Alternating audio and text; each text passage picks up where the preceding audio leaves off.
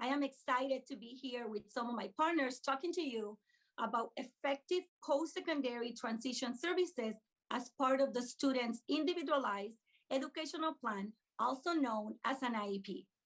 As educational advocates, we wholeheartedly agree with the successful scientist Temple Grandin when she said, "I am a big believer in early intervention." And we are happy to see our state legislators joining us in this belief, as demonstrated by the new Florida bill, HB 173. This bill now requires the schools to begin the planning process and the transition IEP development by providing information to parents when the student is in grade 7 or is 12 years old, and to implement the transition services by the age of 14 or when the student enters high school. Although we appreciate the actions taken by legislators, we are concerned because it continues separating planning that now must happen at age 12 from implementation at age 14. In the past, this has created conflicts between school and parents during the IEP, as it can delay the provision of direct transition services to our students by 2 years. Today, we are asking our legislators to consider amending HB 173 to mandate that the IEP transition planning at age 12 includes goals and services rather than only the provision of information to parents and students. This requirement will simplify the process for IEP teams and ensure students benefit with system accountability. Some may argue that at 12, students are too young to need post-secondary direct transition services, but this is a very narrow view of transitions and lack of understanding of the IEP process. In reality, every IEP, even the ones from kindergarten, are transition planning, as the outmost goal is the same. Planning for the future of our students with disability takes time. Post-secondary educational transition required by federal law, it's a big deal. It is more than just to write a career goal on a piece of paper. The transition IEP must be a result-oriented process and a roadmap to a meaningful adult life. Students don't only need support with academics, but also functionally and emotionally to develop essential life skills such as self-advocacy and self-determination. Our high schools have vast natural opportunities already embedded, and we want our children to take advantage of them. Unfortunately, a lot of our students with disabilities cannot fully participate due to the lack of skills to qualify and the transition services starting too late. Also, high school demands could be stressful, which has led to school dropouts and even worse, to tragedies on our own school campuses. That is why we are asking our legislators to amend the bill to include these two specific requirements. Number one, at least one measurable goal based on appropriate transition assessments related to functional, emotional, or independent living skills. And number two, that transition services are provided to support the student in reaching those goals. I will introduce you now to another partner who will continue with this important topic and provide some data. Hello, my name is Barbara Beasley. I live in Seminole County and am the mother of two exceptional students, one who graduated from Seminole County Public Schools in 2020, and my daughter is homeschooled with the Family Empowerment Scholarship for Unique Abilities. I have also been an education advocate for nearly 20 years. Florida is no different than most states in that society routinely just accepts that people with disabilities will spend their adult lives primarily dependent on government assistance, subsequently making very few investments in changing that trajectory. But what if it could be different? A report created by the Florida Able Trust indicates that there are an estimated 2.67 million Floridians who indicate that they have a disability, or 13.4% of the entire population. In the 18 to 64 age group, the group most likely to be in the workforce, 1.2 million Floridians indicate that they have a disability. 44% of our disabled population in Florida is of working age 18 to 64, yet very few hold jobs And of those who do, those jobs are more symbolic, either for the employer or the employee. Yet in the portions of the disabled community where a true investment of resources already exists, disabled persons fill positions across the spectrum of industries and from entry level to senior executive. They own and operate successful businesses, and they are taxpayers instead of relying on government benefits.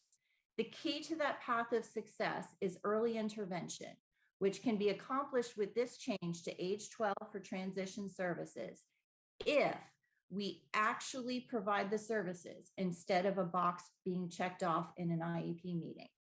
We can utilize the magnet and vocational programs and structures already in place and give these students the added time and the support that they need to fully absorb and gain experience in a field in which they are interested. If we give appropriate evaluations, including those that identify and explore their interests and not just academic strengths, we can build a rich and effective IEP that truly advances the student to their best academic outcomes. But if we exclude these kids from programs and fail to give them the same opportunities that their non-disabled peers have, we become the failures. If we assume that they won't pass some predetermined benchmark, we do a disservice to them and to our communities. Self-determination is a person's ability to make choices on their own and manage their own life. Effective transition services begun at the earliest possible time are the blueprint for that success. We know that appropriate education of non-disabled students leads to positive outcomes, and we have decades of data to support that. A student with unique learning abilities is no different. Their needs, wants, and desires are no less important. Now I would like to introduce my partner who can truly illustrate the why of what we ask as she shares the story of her journey with her son. My name is Lisa Finney and I live in Miami-Dade County. My son was diagnosed with language impaired and autism spectrum disorder at the age of 5 in pre-kindergarten. His diploma was deferred in order for him to participate in Project Search, and it was received in June of 2021. Because of the participation in Florida partners in policymaking, I researched in detail the goals and the objectives of HB 173. This led me to review my son's IEP and his transitional plan. I realized that I was not informed about vocational rehabilitation, also known as VR, until his senior year for transition services. He was introduced to Project Victory, a community-based instruction during his 12th grade year. Within the program, he learned how to handle money, work in different departments at Publix, such as the deli, bagging, stock, bakery, and produce, in order for him to identify which area he preferred to work. He was also able to order and purchase food from different restaurants with some assistance. He identified and understood the meaning of some indoor and outdoor survival science. In addition, my son participated in Project Search through the city of Hialeah. Unfortunately, he did not receive the full benefit of the program because of the pandemic. Today, my son is 23 years old, participates with the Center for Independent Living, receives private speech therapy, has the desire to work, and is seeking employment through Best Buddies. Nevertheless, he had limited access to the entire career development training, considering the large gap between age 14 and his senior year. Therefore, I believe the lack of exposure minimized his availability for additional apprenticeship. Sometimes when I look at my son, I wonder how his life could have been, how much more independent he could be if he had been introduced to these services earlier and other services like these. Now that HB 173 has changed from the age of 14 to 12, if policymakers will add the additional requirements to goals, it will help parents to hold school districts accountable to implement it on the IEP goals earlier to become effective. Caregivers with children of disability want to see their children thrive, be independent and employed, and not just rely on government assistance. If my son had received early transition services, which include vocational rehabilitation, VR, at the age of 14, in conjunction with other services, I believe he might have gained independent living skills, be a far better communicator, and an effective self-advocate, have self-determination, and be able to use soft skills such as time management, interpersonal, problem solving, and additional employment skills as well. Will you please consider adding the requirements of goals to be added to the transition IEP so that future students don't struggle like we have? My partner will explain the benefits for our state. My name is Nicole Perez. I live in Seminole County. My advocacy journey began with our oldest son, who is a current exceptional student in the public school system. I'm happy to be here talking to you to help other families like mine. As already explained by my partners, it is important to have an effective transition plan.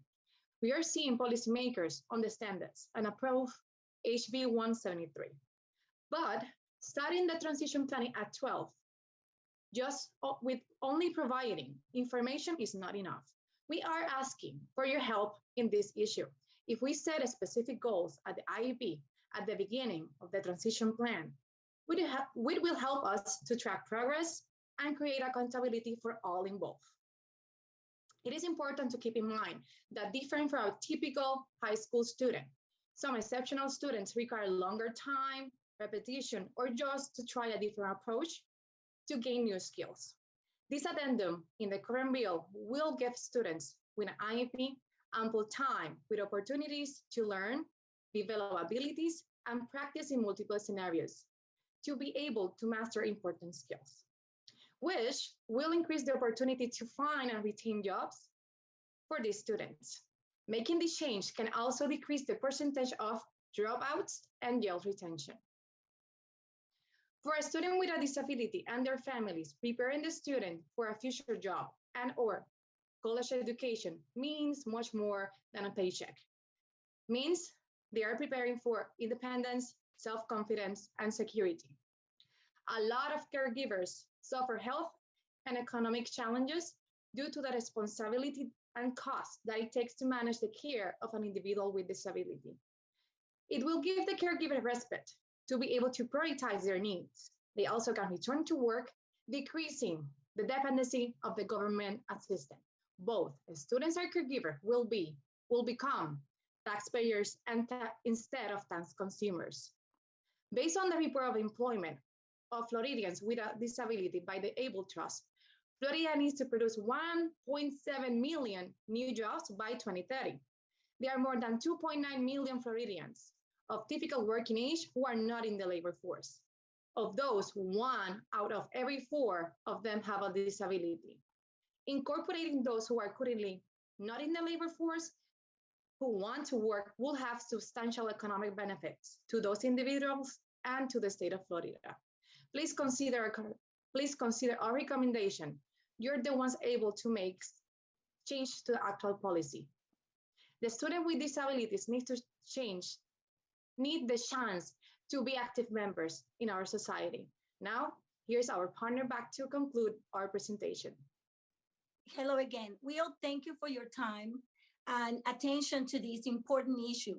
As policymakers, your support will bring to fruition the intent of the legislation, which is to have the meaningful and much needed early transition services for a student. This change won't cost anything extra in the state budget, but it will help schools to have specific requirements which will avoid costly oversights. And most importantly, if the IEP team adds goals and services at age 12, it will empower our students to have the tools necessary early on to be active and effective participants in their own transition planning and their future as adults. We sincerely hope that you will consider our request. Thank you.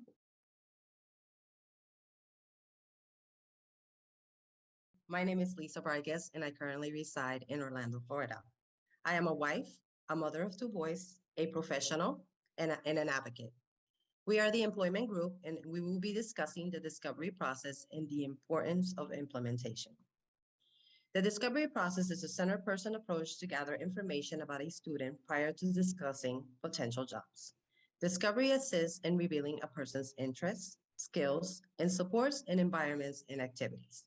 Discovery seeks to understand various facets of a student's life in order to discover who they are. The strategy utilizes already existing information instead of information developed through typical evaluations. The discovery process is built on the concept of honoring students with a disability by ensuring the focus remains on them. My oldest son, Isaiah, who is 14 years old, was diagnosed with autism at the age of 2. Isaiah was immediately labeled a behavioral situation. I was told many times I will never make it far in life. He will never make it far in life with his aggressive behavior. As a parent, hearing those words, it will tear you into pieces. For my husband and I, it became a challenge. We immediately integrated behavior therapy in the home, worked with the teachers to simulate what they're doing in the classroom, and integrated Isaiah in different activities in the community. Our persistence has led us to many positive outcomes. Isaiah is currently in high school, part of the Special Olympics 2022 surfing team, a Life Scout rank for Troop 210 in Winter Garden, and hoping of becoming an aerospace engineer because he loves airplanes. I can now say aggressive behaviors are a thing of the past. The current focus is what are the options after he completes high school? It's sad to say not many options are available for a kid with special needs who has done everything we asked of him. We provide so many resources for children from the moment they are diagnosed until the ages of 18 to 22. Why does it take parents to research on or learn in a policy-making class that there are other options beyond the age of 18, such as the discovery process? From research, we have learned that the discovery process uncovers the best aspects of the students by looking further into routines, relationship, challenges, associations, friendships, conditions for success, tasks, solutions, connections, education, locations, and life performance.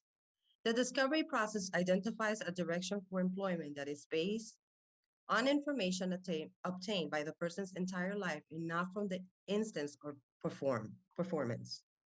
The information from the discovery process will never be used to systematically exclude a person from employment. The discovery process employs observation to see how students interact and perform. The profile strategy seeks to empower and involve students, their families, and friends rather than exclude them. The big question is, why are resources like the discovery process not discussed during the IEP meeting before entering high school? We advocate for the discovery process to be implemented in every school as part of the IEP process during transition from middle school to high school. Life for people with disabilities does not stop between the ages of 18 and 22. People with disabilities have every right to have resources to help them be successful in life. As parents of children such as Isaiah, Paul, Max, and Naya, we are asking for better resources to help our children for the future. The discovery process seems to be the best tool to seek to understand a student with special needs. I will now leave you with Amanda. My name is Amanda Hayes, and I'm from Palaca in Putnam County. I am the mother of 4 with 2 boys on the spectrum or autism spectrum. I am also a human resources manager. These 2 roles have opened my eyes to the challenges that our disabled community faces when trying to find work. I believe the journey should start while they're in school, and that's where the discovery process comes into play. The purpose of the discovery process is to do an individualized deep dive into the skills and strengths of students with disabilities by getting to know them and helping them get to know themselves. This process allows them to narrow down their focus and helps set the foundation for employment planning. It takes the student's individualized education plan to the next level by including the new information of learning strategies and training opportunities that lead to the individual's desired employment outcome. What our group found when researching the discovery process is that schools aren't required to provide the service, and out of our 4 school systems, only 1 knew what discovery was. Some schools provide some sort of transition service, but it isn't nearly as in-depth as the discovery process. My oldest son, Paul, who is 20 years old and on the autism spectrum, cannot get a job because he has no idea what his skills are or what kind of work would interest him. Discovery would have benefited him by teaching him early what he would be best suited for and by giving him the opportunity to network with local businesses to build those relationships. It would also have gotten him more involved in the community. The discovery process is a team effort that involves the individual, their family, their teachers, and other support personnel. It is a lengthy process because it involves assessments and observing the student in several different settings to truly get to know them. The greatest benefit of discovery is that it looks at the individual's strengths. Many times people with disabilities are automatically told that they can't do or what they can't do instead of looking for what they can do. This is what this process does. It helps build the person up instead of tearing them down. This sets them up for a positive experience. Other benefits are the identification of support needs, accommodations, and a better understanding of the student by their support staff. We're advocating to require schools to implement the discovery process for all students with disabilities to set them up for success for when they transition from high school. As someone who is the mother of and works with people with disabilities, I can tell you that they just want a chance to be included and to become a contributing member of society. And it's the least we can do to help them achieve their dreams. Thank you. And now I will leave you with Joanne. My name is Joanne James. I live in Devonport, Polk County, and I am the mom to 3 very tall young men, the youngest of them being Max. Max will be 18 at the end of February. Max regressed into autism at the age of 4. We left the UK to live in Florida when Max was 12 for a better life for him and to give him the time in the education system to reach his full potential. Children graduate high school at 16 in the UK, and there is very little provision for children like Max after that time. It was quite an adjustment for Max. Differences in terminology for everyday objects were confusing at first. However, Max is a loving, kind, empathetic young man who is extremely polite. And although he has a limited verbal ability or conversational skills, he always receives the Good Citizen Award at school for his manners and for helping others with their manners. He's kind of a manners monitor. He's fortunate enough, however, not to have any other health needs and does not require any medications or any outside services. Max is about to graduate high school at the end of the school year and defer his diploma so that he may be able to embark on his transition years in the same high school and utilise vocational rehab services. The precursor to vocational rehab should be the discovery process, but having met with the senior manager of VR for my local public school district, it became very apparent that they are not using discovery. They're in fact using an older version, more top-line questioning that didn't allow the student to fully explore their strengths in order to determine their employability goals to a level that would give them the best chances of success. And also, it's just not being introduced until they're 18. In accordance to the CDC, 17.8% of all students aged between 3 and 17 have a developmental disability, and the trend shows that this number is increasing over time. That's almost 18%. Max has always been fascinated by firehouses, firefighters, fire trucks, and he can tell you the name of every piece of equipment that you use on every single fire. So this is him in the UK, and this is him once he gets to the US. He even made it to the local TV news when he was invited to the firehouse in Port St. Lucie to see their autism awareness fire truck and have a tour of the firehouse, riding in the truck, wearing the suit, the boots, the helmet, and even answering a mock emergency from the control center. It made for an amazing day for Max. Because if you were to ask Max from being quite a young age what he wants to be when he grows up, he would always say a firefighter. But using the current system, if you were to pose that question to Max, he would not be anywhere near successful in his goal, as it would be assumed that with a significant cognitive disability, that it would be unsafe. And so automatically he would be pushed in an alternate direction, not of his choosing, and probably nowhere near a firehouse. By using discovery, though, it would have been easier to determine a role within the fire service that Max would be able to do for himself and more suited to his strengths. By using more discovery questions, if you were to ask Max, Would you like to drive a fire truck? His response would be very politely, oh no, not me, Max. And again, this would close down that conversation. And Max wouldn't be able to drive a fire truck. He understands this. He could possibly drive a golf cart, but once we've added other vehicles and traffic and not being able to predict people's responses or avoid or prevent an accident, then that puts an end to that. If you were again to ask Max if he would like to fight fires and rescue people, again he would say no, thank you. And so you would start to begin to think, is he even interested in a career within the fire department? So how can Max achieve his goal of being in the fire department? Well, just by asking a few further questions in a non-threatening way, it would be possible to assist and uncover where Max does see his role in the firehouse. Hospitality is the leading revenue generator for the state of Florida. We are, after all, the theme park capital. And if it would make perfect sense that VR services would have an abundance of hospitality vendors for these young students to begin their training and work experience. But no, this is not the case. And anyway, what has this got to do with a firehouse? Well, every firehouse needs a cook and every cook needs an assistant. You see, Max just wants to be with the firefighters. He wants to be where they are, he wants to wear the uniform, and he wants to feel part of the team. I realise I can no longer wait for somebody else to assist my son to reach his dreams and employment goals, as discovery should be starting much earlier, in fact at 12 years old. And also I believe that discovery should be repeated throughout that time for each student to stay on track and make sure that we are nurturing those skills to assist them to reach their full potential. Max has already been left behind.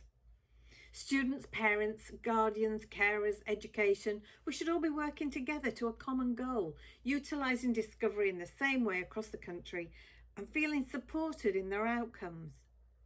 I believe Max will make beverages and assist the cook in the firehouse kitchen. By the time he leaves education at 22, he will be wearing that uniform with his colleagues and he'll be feeling proud of himself and his achievements. I love this quote from Audrey Hepburn. Nothing is impossible, for the very word itself says, I'm possible.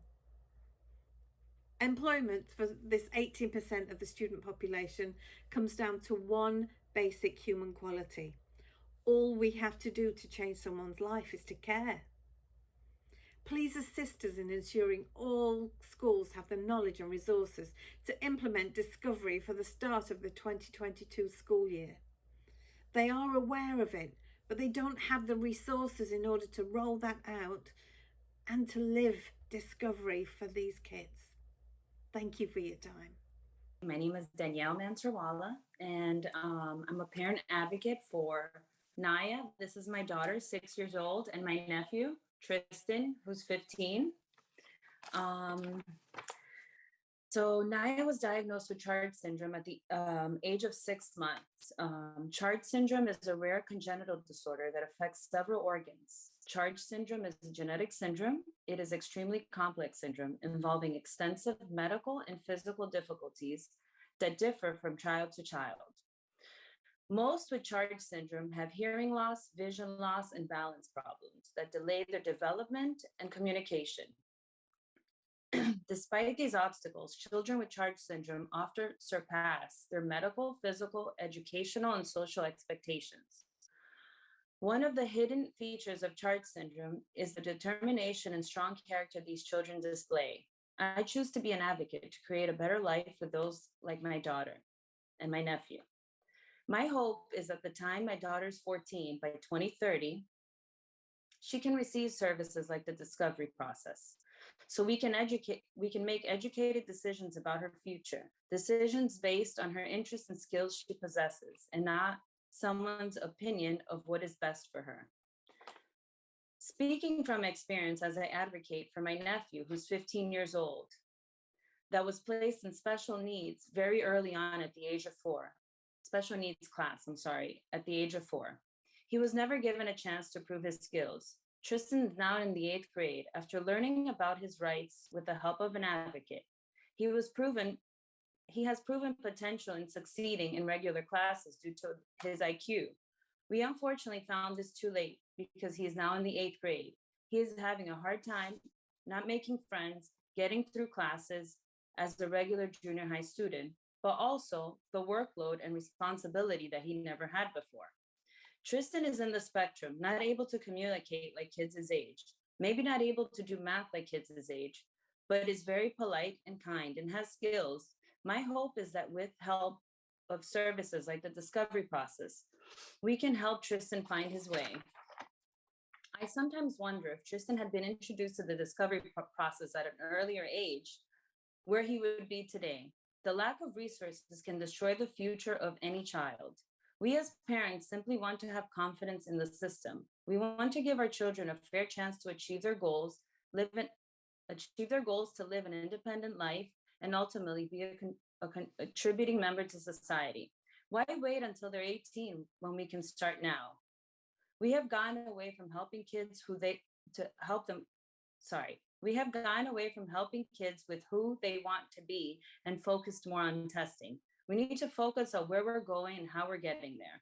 Our kids do not like surprises or last minute changes. They need routine and consistency. This will allow for a more comfortable transition when changes arise. The discovery process introduces a wide variety of career options to children, allowing a safe place for them to express their interests with no judgment. We need to start assisting them as soon as they enter junior high to get the wheels turning early. We believe that reintroducing this process every other year allows a child to revisit, reassess their goals, and keep them engaged, motivated, and on track. My hope for the future is that we create a system we can trust, which allows our children to have better direction and guidance for their future. Having hope that there is something out there for all of us, no matter what stage or disability we have, and we all are equal and important. Thank you for your time today.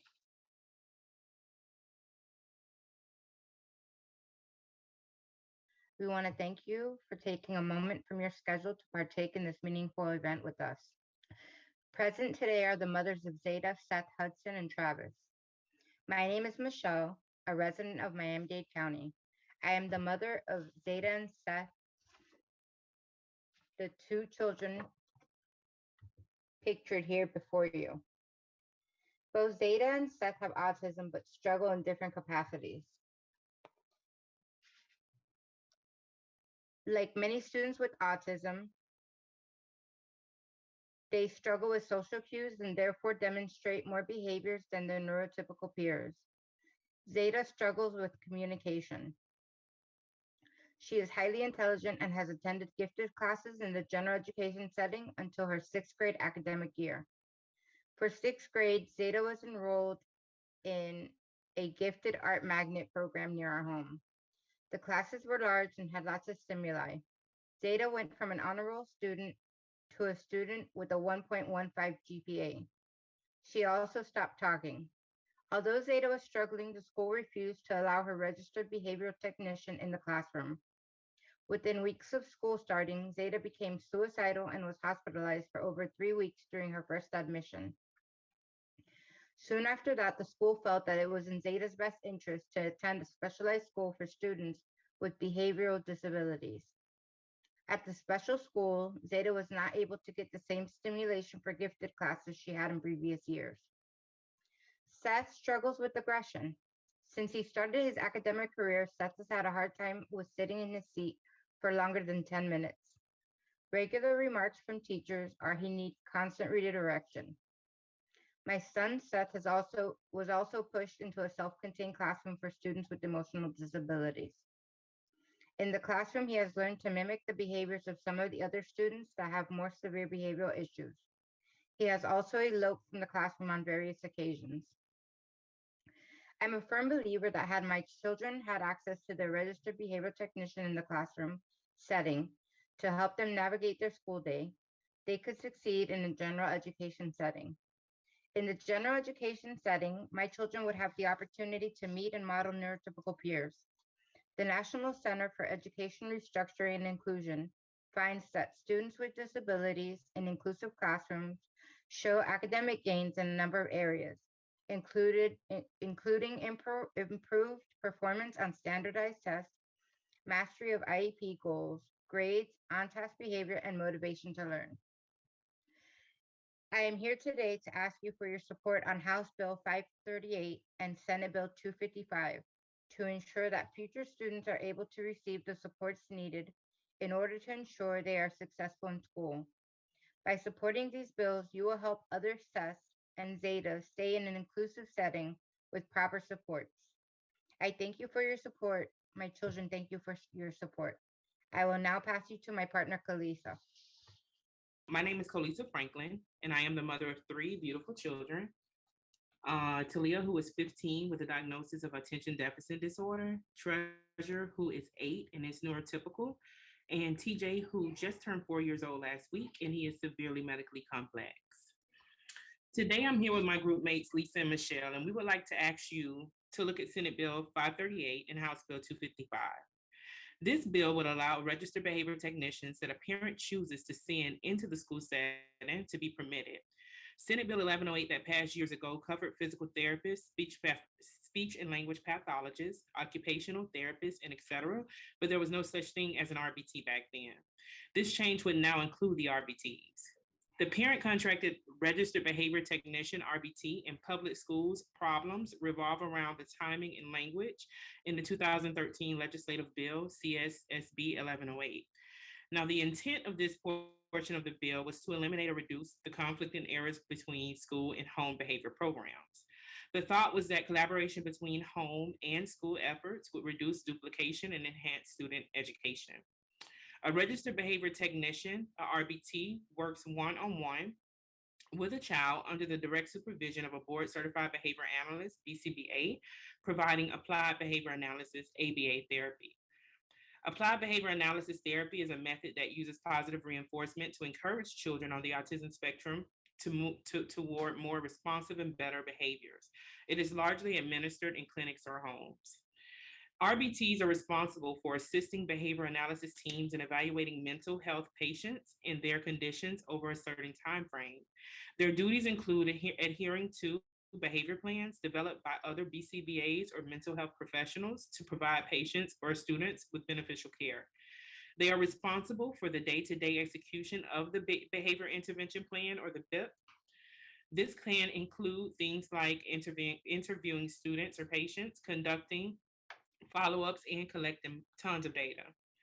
They typically interact directly with students or clients who may be experiencing things like autism or psychiatric disorders, and for meeting with students or clients and family members. There currently are some disagreements about whether the board certified ABA registered behavior technicians are allowed to practice in Florida schools. Some school districts interpret state law as allowing them in, and the ABA therapy is being practiced in those school districts. Other school districts do not allow them in and say that they interpret Florida law as preventing it. This bill would clarify that board certified ABA registered behavior technicians would be allowed in any school in Florida. To this effort, the legislator listed BCBAs and BCABAs as professionals permitted to provide services in the educational settings. Unfortunately, though, in 2013, the position of registered behavior technician, RBT, did not exist, and so they were not listed as parent contracted personnel permitted to collaborate or provide services in schools. 2022 SB 538 and House Bill 255 would correct this problem by including RBTs with BCBAs and BCABAs as parent contracted personnel, permitting them to collaborate or provide services in school. I myself am a former RBT who has worked in my local school district for the past 6 years and has supported many students. Up until July of 2021, I did have to resign because my son had some very extensive medical issues. But I want to share with you just how serious this bill is to some students. I supported a student in his 4th grade year at one of the area public elementary schools in my district. This student did receive ABA therapy throughout the school year. The board certified behavior analysis created in functional behavior assessment, an FBA, and then a behavior intervention plan, a BIP, to help the student be successful at school. The BCBA trained me on the implementation of the student's BIP, and we supported him until the end of that school year, since he wasn't an ESY extended school year student. When the new year began, the student was moved to a different public elementary school in the district. We met with the new teacher of that school and the administration staff to train them on his PIP. After a few days went by, I received my caseload and I noticed that the student that I had supported for all that time was not there. When I asked my BCBA about him, she told me that he is probably just in the honeymoon phase. And, because he's in a new school, he's probably in the honeymoon phase, and that they will contact us when that student needs interventions or support.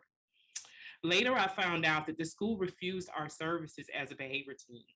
And by the end of his 5th grade year, that student was sent to the Department of Juvenile Justice, where he spent a very long time in that facility. And I really feel that had we been allowed to go into the school to continue supporting the student, the outcome could have been very different. Supporting this bill could help ensure that this doesn't continue to happen to other students.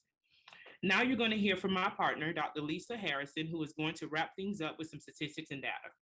My name is Lisa Harrison, and I'm not only the parent of 3 boys, Carter, Hudson, and Griffin, who are part of Florida's Exceptional Student Education ESE program, but I'm also an ESE teacher for Palm Beach County Public Schools. Carter is 12 and was diagnosed with attention deficit hyperactivity disorder, ADHD, when he was 7. Hudson is 11 and was diagnosed with autism at 18 months. Griffin is 10 with language and speech delays. We've all heard the saying that it takes a village to raise a child. And I'm here today, and I can firmly say that it takes an extremely large village to help raise and educate a child with special needs.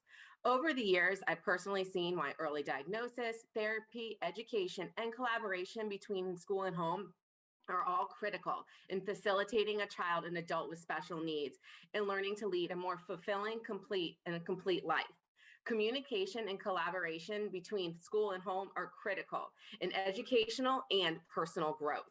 My family has had the opportunity to work with educational teams that were willing to let our private team observe and help to determine how to best meet my son's needs, as well as schools that made it very difficult, established roadblocks, and denied access for my licensed professionals to come help schools and observe and collect data and collaborate as a team. In 2013, legislation bill SB 1108 and 2021 Florida statute 1003.572 were critical in changing and helping to build a bridge with collaboration between public and private instructional personnel to work together to enhance the school and home teams of individuals to not only promote educational progress, but assist students in acquiring essential needs in order for them to pursue a higher educational goals and employment. When this statute was first passed, the private instructional personnel was defined as individuals certified for licensed applied behavioral analysis services, which are BCBAs, speech language pathologists, occupational therapists, physical therapists, psychiatrists, and clinical social workers. We're asking you to support House Bill 255 and Senate Bill 538. At the time when the Florida statute passed, many families worked with therapists under the guidance of a BCBA. However, those therapists were not certified. Now, many of the therapists working in the applied behavioral analysis field are registered behavioral technicians, RBTs. RBTs have a national certification behavioral analyst and must work under the supervision of the board certified behavioral analysts. We believe that there are many key factors that support the importance of revising the definition of the private instructional personnel to include the RBT. Both the BCBA and RBTs must be certified. RBTs must receive ongoing supervision, adhere to ethical rules, and renew their certificate annually. According to the 2021 BCAB data report, there are 10,460 individuals who were newly obtained the certification as a BCBA in comparison to the 47,840 individuals newly certified as RBTs. 83% of those RBTs passed their certification the first time, whereas only 60% of the BCBAs passed theirs. According to the 2021 BACB certificate, there are over twice as many RBTs as the BCBAs in the nation. There's 54,223 individuals who have a BCBA in comparison to 112,317 RBTs. BCBA demands cannot keep up with the need. According to the 2020 U.S. Employment for Demand for Behavioral Analytics report, in the past 12 years, the demand for the certified BCBA has increased 4,209%. Yes, that is 4,209%. Annual demand of these increase is 17% from 2019 to 2020. And in the state of Florida, that was 68. There was a 68% increase from 2019 to 2020. When we examine the need to include the RBT for the private instructional behavioral, one must be aware of the hierarchy of therapy. According to the BACB RBT handbook, BCBAs are only required for a minimum of 5% to a maximum of 20% of therapy, in contrast to the RBT being there 100% of the time. So if we think about this in weekly terms, out of 20 hours of therapy a week, a BCBA only has to be present between 1 and 4 hours. The RBT is the one who has the firsthand knowledge of the individual strengths, weaknesses, strategies to increase educational and behavioral success. But most importantly, under the definition of the current definition of the instructional personnel, some educational institution and districts interpret the statute to exclude the RBT despite their certification. It is important for us to build this relationship with the community and schools because these relationships have a significant and positive impact on our children. Collaboration between educators, community members, private therapists, and families helps bridge the gap from childhood to adulthood is very important. All of our past show us that we can't do this alone. We need a village. By supporting House Bill 255 and Senate Bill 538, you're allowing families to increase their village and help to enhance the collaboration between public and private personnel, which in turn may lead to the increase of educational goals and essential skills for personal and academic success. We thank you for your time today.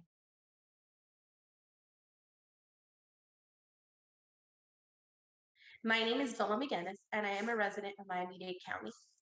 If the end of my pregnancy would have gone as the rest of it, I would not be here today. I would not know anything about disabilities. I would not be here advocating for people with disabilities. And I would not be here asking for your help to educate our medical community. In May 2019, 3 days before Mother's Day, I was told that I was a mother of a disabled child. I was told that my 33-day-old son, Bradley, had brain damage. Shortly thereafter, I had a social worker assist me in filling out his Social Security application for disability status. 61 million Americans have disabilities in the US. 3.5 million are Floridians. My child has epilepsy, which has resulted in multiple fire rescue calls and hospital rides. He has also cerebral palsy, which for him results in limited mobility, visual impairment, and developmental delays. Florida has 59,065 active physicians, which in our experience are in need of initial training and continuing education for both pediatric and adult care. People with disabilities should not be marginalized and ignored by anyone, more specifically by those who are tasked with their care. My partners and I, who are advocating for ourselves, our children, and our community, have been disregarded, ignored, and disrespected by the physicians providing us care. Therapies, home health, adaptive technology, which includes wheelchairs, balconies, safe beds, are not processed without medical approval. If physicians did not validate our requests or concerns, we are affected, and our crucial needs are therefore delayed. These actions have led to life-altering outcomes that could have been prevented if the physician had additional training when dealing with caregivers and patients with disabilities. Therefore, we are here to ask for a mandate requiring that medical professionals in the state of Florida receive training in categories related to disabilities. Medical students would take one college course with a curriculum dedicated to learning about types of disabilities, and established medical professionals will be required to take a 16-hour continuing education course broken down into 4 categories: rare disease, physical disabilities, autism spectrum disorder, and other developmental disabilities. To present further information, I turn to my policy partner, Damien. My name is Damian Gregory, and I am a self-advocate from Miami-Dade County, Florida. As my colleague Wilma said, approximately 20% of the population has a disability, whether it's visible, like mine. Both my twin brother Darren and I were diagnosed with cerebral palsy at about a year old, and both use power wheelchairs today, or invisible, like many of my friends with autism and other disabilities that you can't readily see. This means 1 in 5 patients seen by doctors have some form of a disability. Despite that reality, it is still often the case that it is difficult for doctors and those in the medical field to see beyond primary diagnosis, to see people with disabilities as people, with regular health needs as everybody else. While there is beginning to be an understanding that the needs of patients who have disabilities goes beyond primary diagnosis, the educational emphasis in curricula across the country where it exists focuses exclusively on medical students or physicians in the first few years of practice. While this recognition is encouraging, there remains a huge gap.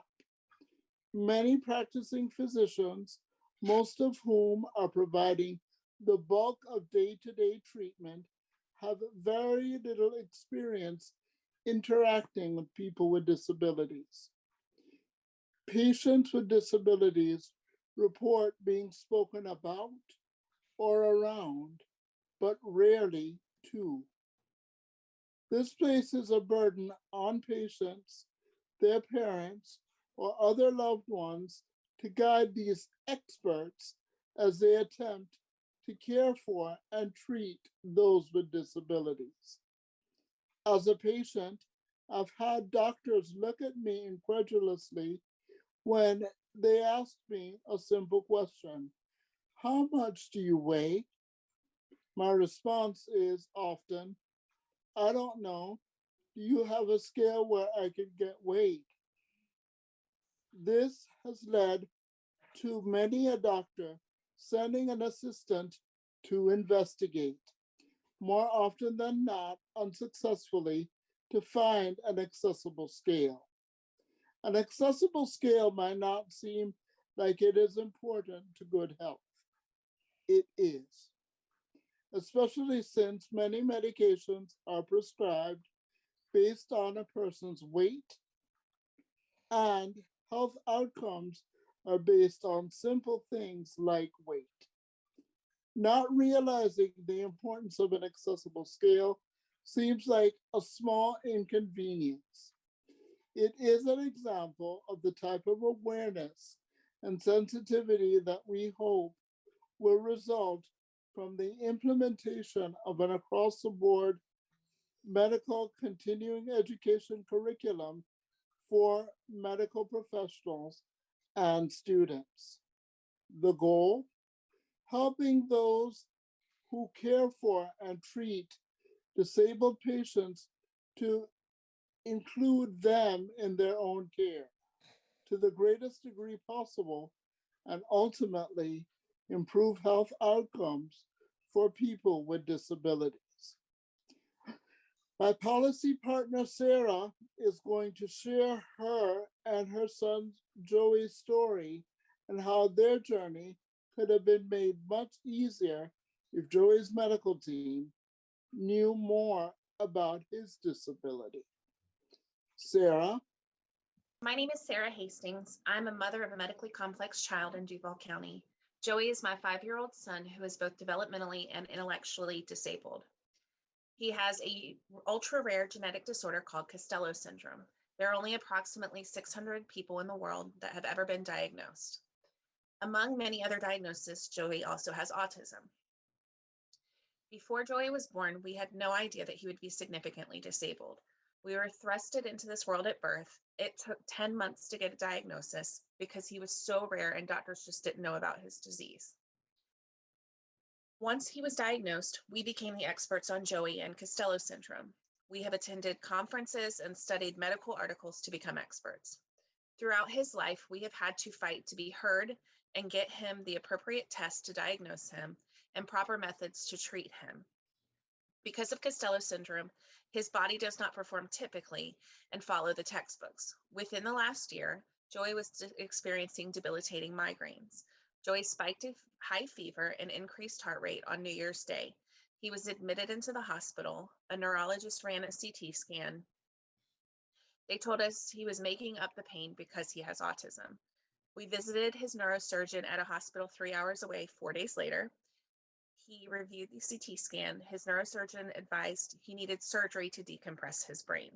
Because his body is not typical, the neurologist and radiologist in our city missed that his brain was so compressed that he was having headaches 6 to 8 hours a day for months. He had brain decompression 3 weeks later, and my son was a different child. Many of the struggles we have experienced and the pain Joey has endured could have been avoided if treating physicians had been trained on best practices for caring for people with disabilities. My partner, Ciara, will now discuss what our future holds if things do not change.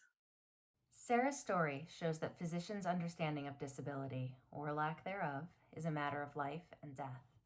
But that's just one of countless risks of people with disabilities being misunderstood and mistreated within the medical system. When doctors miss the signs of developmental disabilities in children, it leads to delayed diagnoses, which is a huge setback for our kids. Studies show that later diagnoses lead to fewer skills, fewer opportunities to connect, more severe behaviors, and more services needed throughout their lives. Kids who are diagnosed before age 5 have much better outcomes than those diagnosed later. But too many doctors take a wait-and-see approach, perhaps because they don't understand what's at stake. When I raised concerns about my son Caden, who wasn't speaking at all at age 2 with his pediatrician, her exact words to my husband and I were, "Well, don't let anybody tell you he's autistic or anything."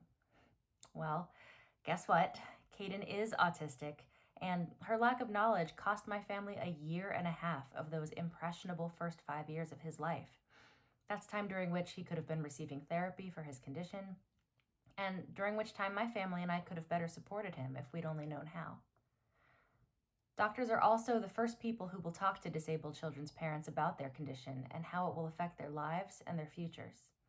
If doctors themselves have outdated, misinformed, or prejudiced views of disability, they're likely to pass those on to the families they serve. Parents with low expectations are unlikely to provide the best opportunities for their kids to grow, learn, become independent, or successful. And again, over time, this can lead to more services needed throughout their lives. But this isn't just about children. It's about all people with disabilities feeling respected by the medical professionals they rely on to keep them healthy. People with disabilities need medical attention just like anyone else. But when doctors dismiss or mistreat these patients, they're not only likely to be misdiagnosed, they're also likely to avoid seeking care in the future, which of course can lead to more severe health issues, higher stress, and countless other declines in their well-being. For people with developmental disabilities, their quality of life depends on medical professionals treating them with informed respect. Now, imagine a Florida where doctors are better trained to treat disabled patients. Our partner Andrea will explain the many ways training for physicians will change the lives of Floridians. My name is Andrea Hickson, and I live in Miami-Dade County. I want you to think about the last time you went to visit a doctor. When you were seeking medical care, you expected to be treated with openness, attention, and respect. You expected the opportunity to ask questions and to be heard. Our fellow Floridians, neighbors, children, and loved ones who have disabilities expect and deserve this as well. Through our stories today, we've shared how that is not always the case, and we've asked you to imagine a Florida where it is, because we know that it can be. We also know our physicians don't want to give worse care to anyone, but sometimes when someone is met with a person that is different from them or the typical patient they may encounter, there can be a level of discomfort, which simply comes from the lack of understanding. So we wanted to highlight something that the medical school at the University of Michigan has recently implemented. They've added a session on caring for individuals with disabilities into their curriculum that is mandatory for all of their medical students to take. If you've ever had a medical appointment at a teaching hospital, You know that the medical student or resident or intern is typically asked to provide a summary of the patient at the onset of the examination. I have not been asked to do this before, but I have been asked to present in front of others like today. So I can imagine that at first it can feel daunting. The more I've researched and practiced, the more prepared and comfortable I have felt. And so at the heart of the lecture session is the opportunity for these medical students to gain more exposure on the topic of disabilities and therefore greater comfort. Medical students are already being taught a framework that they can use when they approach a patient in a clinical setting. Supplementing that with additional education focused on caring for patients with disabilities can help remind students of how to rely on that framework and bring them back to the basics of patient first, which they can apply in all scenarios, even when they may be less familiar with the conditions a patient is living with. What is so encouraging about the training that the University of Michigan has implemented is that the retrospective question in the post survey showed that 79% of the students perceived themselves as more comfortable approaching a patient with a disability after the session versus only 14% before the session. So you can see providing opportunities for education is a significant way we can increase the comfort level for our physicians, which will lift the level of care for all of the individuals that they treat. Our children will get the services that they need sooner, and as a result, they'll lead more independent, productive lives. Parents like me will be better educated about their kids' condition and prepared to support all the possibilities for their future. Fewer patients will let a lingering illness or injury fester until it's an emergency, easing the burden on our state's healthcare system in the process. In short, by enacting these training requirements for medical students and doctors, our state will be a leader in caring for people with disabilities and their families throughout their lives. We are asking for your support to make this training a requirement beginning in medical school while providing continuing education opportunities as well. It is an important step in preparing medical professionals to meet the needs of our diverse community. From all of us and our families, thank you so much for your time. Please let us know if you have any questions.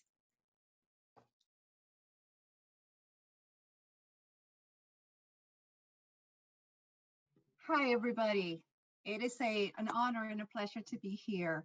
We are excited to participate in activism on behalf of our loved ones and are grateful that you welcome our input.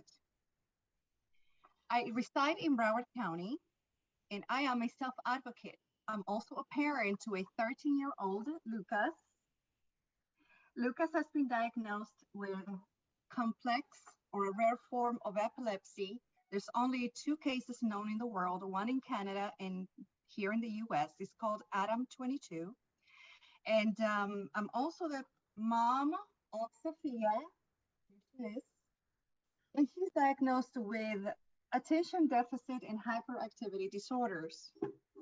I am here with my colleagues and collaborators, Miss Amy Renda, Miss Mary Marowski, and Chastity Hanner, to present you with our plea to please consider providing changes to the current state of housing for the disabled.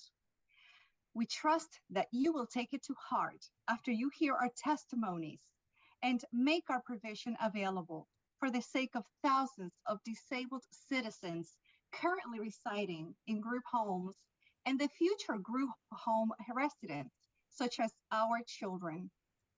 Without further ado, Miss Amy Renda. Group homes are in many ways like a small institution when it comes to a person's ability to choose activities. There have been improvements, but there is still more to do. According to APD, in Florida, there are 2,156 group homes with 12,582 beds. Currently, there is a med waiver rule that requires any person who lives in these group homes to stay there for at least 24 nights per month, no matter what. No exceptions, no allowances for special circumstances like family vacations, visiting out-of-town relatives for holidays, reunions, or attending a special needs camp or training event. If a group home resident doesn't adhere to this 24-day mandate, he or she could lose their housing. This is because funding for residency is tied to the 24-night rule with no exceptions. Our request is to change the med waiver rule of 24 nights per month to a less restrictive 20 nights per month, 2 times a year. This would be an extended leave time and would enable a person the flexibility to participate in offsite events that may extend beyond the current allowance. The ARC housing position statement is, quote, housing should afford people with IDD the opportunity to interact with people without disabilities to the fullest extent possible, end quote. Since families are encouraged to be active participants in the person's support team, it only makes sense to help keep the connection and encourage relationships with family and friends instead of limiting it. The 24-night per month rule is another way to limit interaction and take decisions away from a person living in a group home. When a bed becomes available, a person needs to take it so they don't lose their opportunity, even if it is out of the area. Family members may need to take 1 or 2 days of travel just to pick up their loved one. Extending the 24-night rule to 20 nights 2 times a year can mean the difference of a person who lives in a group home staying connected or losing touch with family and friends. This does not require additional funds, and when many residents of group homes live their entire adult lives there, this small step can help them maintain their family and friends connection. As we have seen with COVID, staying connected is so important for every person, no matter their ability. Now, I would like to introduce Mary, who will share her story. Thank you, Amy, for sharing that essential information about the restrictive 24-night group home housing rule. And thank you, distinguished guests, for being here today. My name is Mary Marowski, and I am Colton's mom and advocate. For a guy they said would never walk or talk, Colton has come a long way, and he continues to surprise and delight us. Colton just turned 30, though developmentally, he's only about 10. Giving him over to the system, to a group home, so to speak, seems unfathomable to me. I remember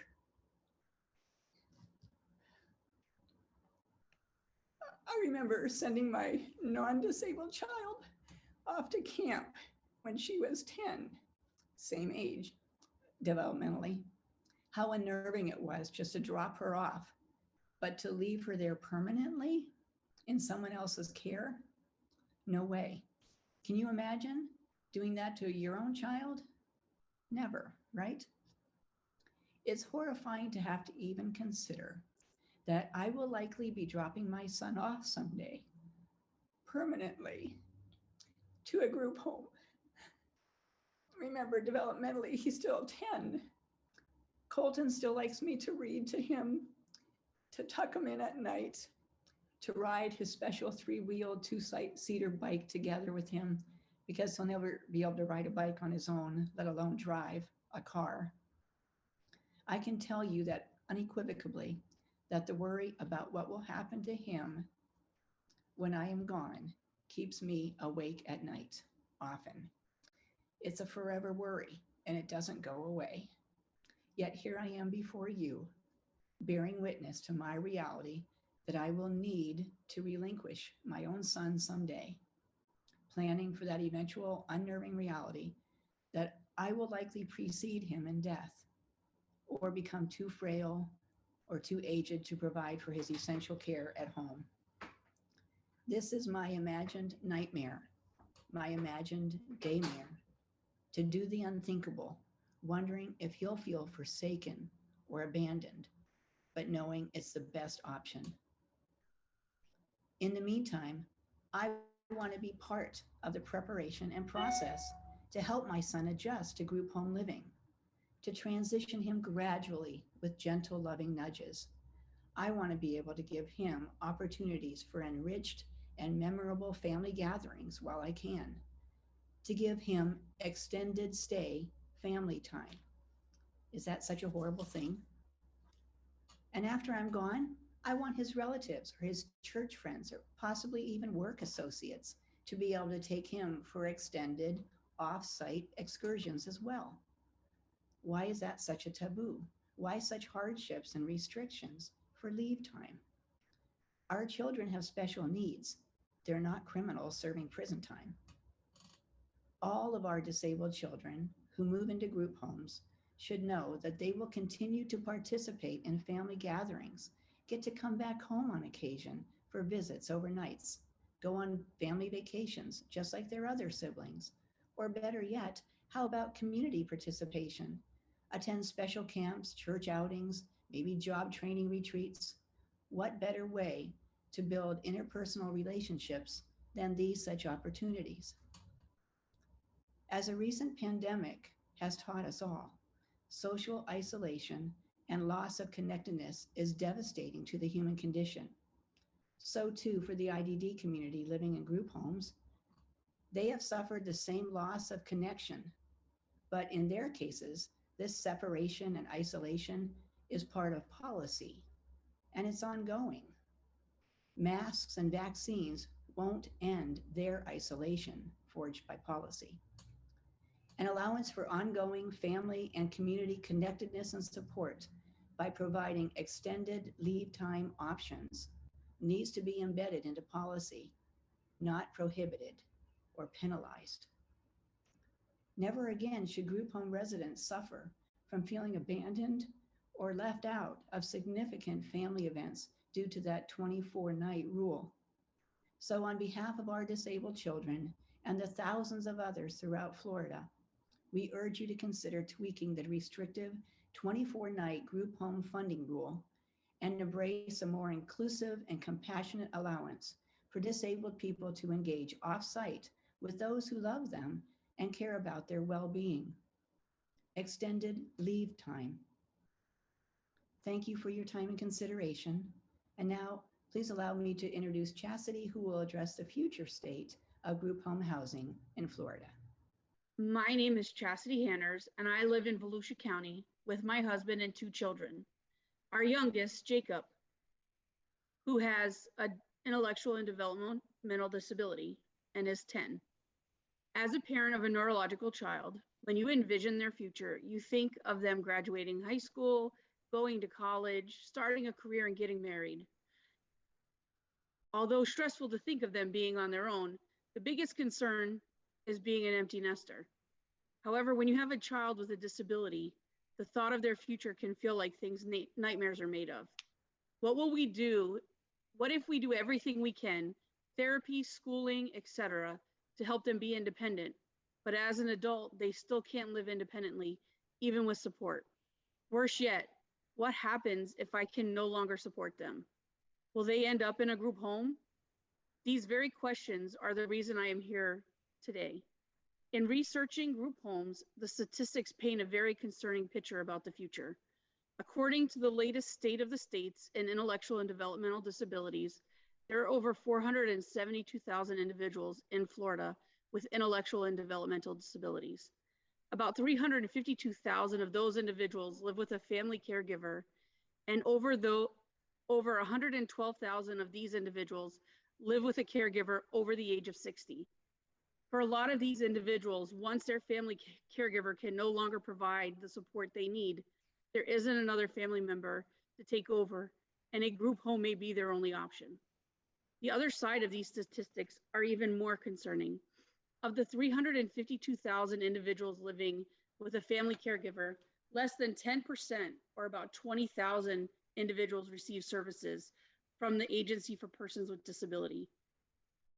This is an important number, as the only way for an individual to get into a licensed group home is through APD, utilizing the med waiver. According to APD's latest report, there are only 12,582 total licensed group home beds in Florida, and just over 2,500 of those beds are currently vacant. Also, APD currently services just over 58,000 individuals with intellectual and developmental disabilities.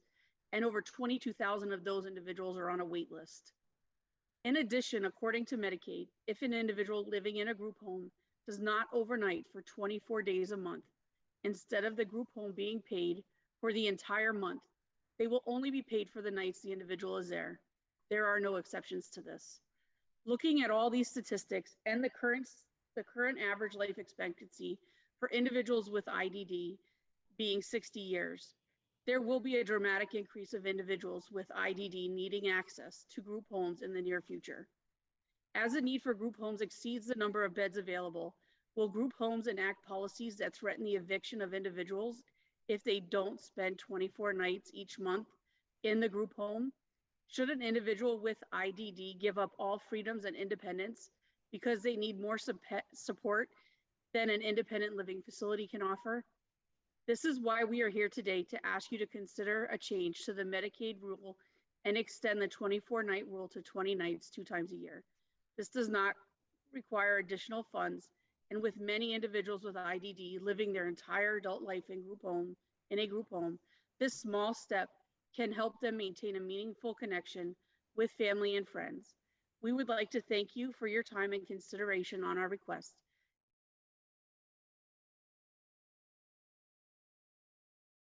My name is Deanne Gregory Stewart. The other members of our transportation team are Lauren Aiken, who resides in Clay County, and Erin Buchanan, a resident of Hernando County.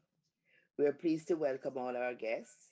In particular, I'd like to mention Mr. David Darm, who is the Executive Director of the Florida Commission for the Transportation Disadvantaged, who I believe he may still be here with us, but if not, we will send him a copy of our presentation. Deanne, not to interrupt you, just real quick, I am here till 1. I was able to move it, so but I will follow up with you still. Okay. So thank you for including us in this discussion. Okay, thank you for being here. We sincerely appreciate your presence, Mr. Darm, and we're hoping that by sharing our problems that we have identified, that you will be able to take these issues to our policymakers and decision makers in Tallahassee. The concerns and shortcomings that we have identified are particularly seen in the rural parts of our great state of Florida. Also, we'd like to pass on recommendations that we have we are suggesting to alleviate some of these issues. My team and I would like to focus attention on the challenges that tens of thousands of Floridians must tackle every day in the quest for independence and inclusion. Let's be honest, there is very little that is appealing about having to rely on public transportation. In fact, most of us take it for granted. But this is a challenge I know about firsthand that dates back decades. My adult twin sons, who both have cerebral palsy, relied on public transportation during their high school years and part of college. As a working single mother, I used to go out of my mind because almost daily I would spend hours on the phone while at work, making sure my boys were picked up on time and got home safely. It was exhausting.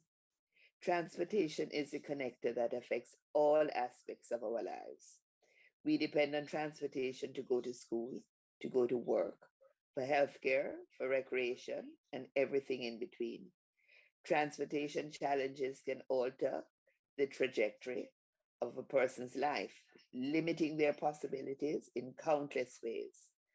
With the advent of on-demand transportation, most people can get around with a couple taps on a cell phone.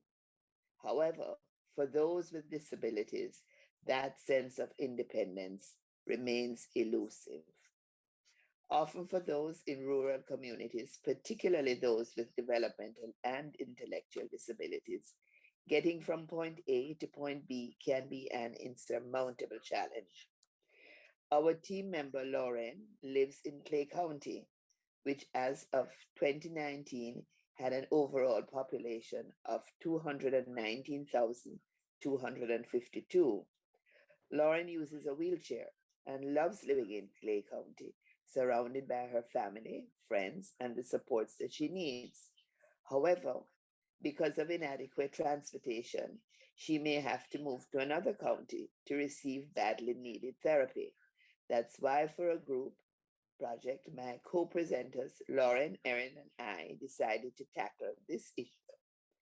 We propose Project ART, Accessible, Reliable Transportation, a paratransit pilot program to be implemented in Clay County, with the hope that by rectifying this issue in one community, it could be replicated in similar communities statewide.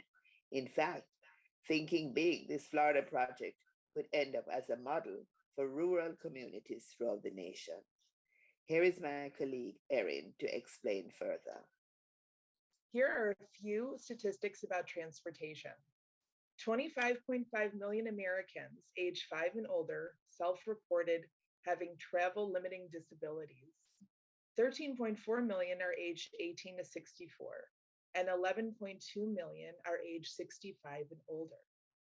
3.6 million Americans with travel limiting disabilities do not leave their homes.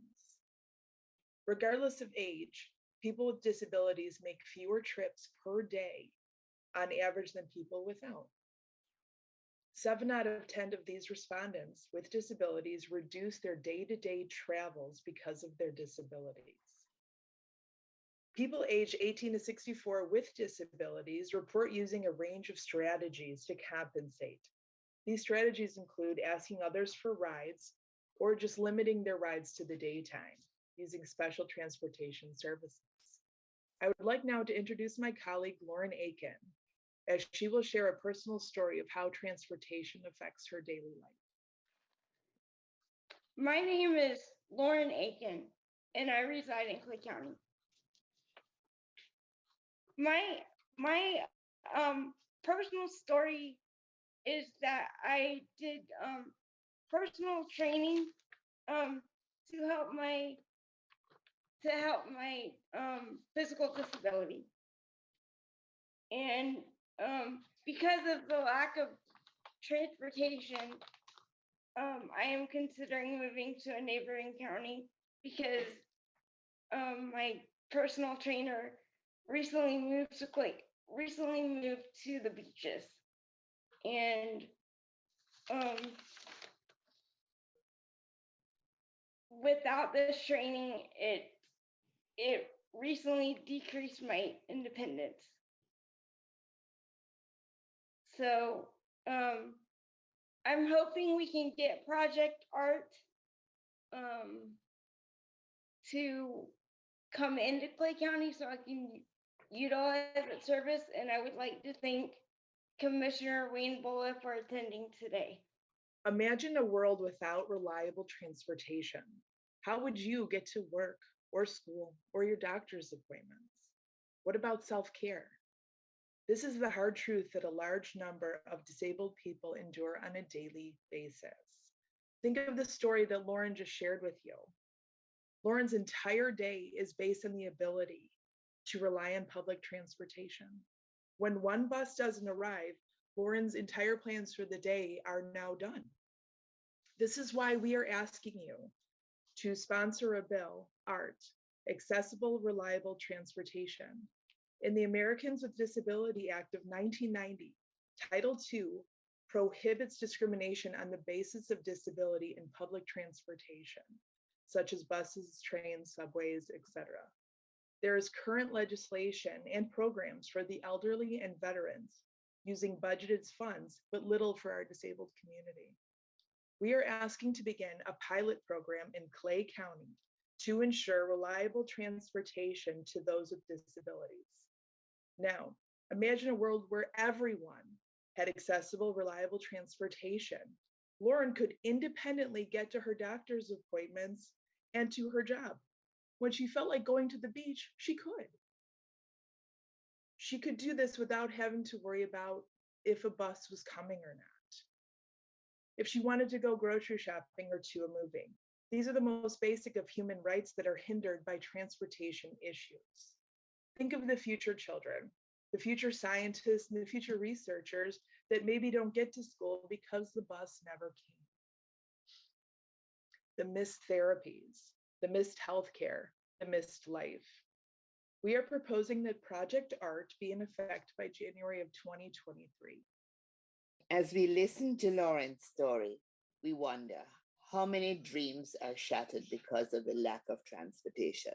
Sadly, Lauren's story is not unique, but imagine having to upend your life because of something as basic as transportation, but so fundamental to our lives and our independence.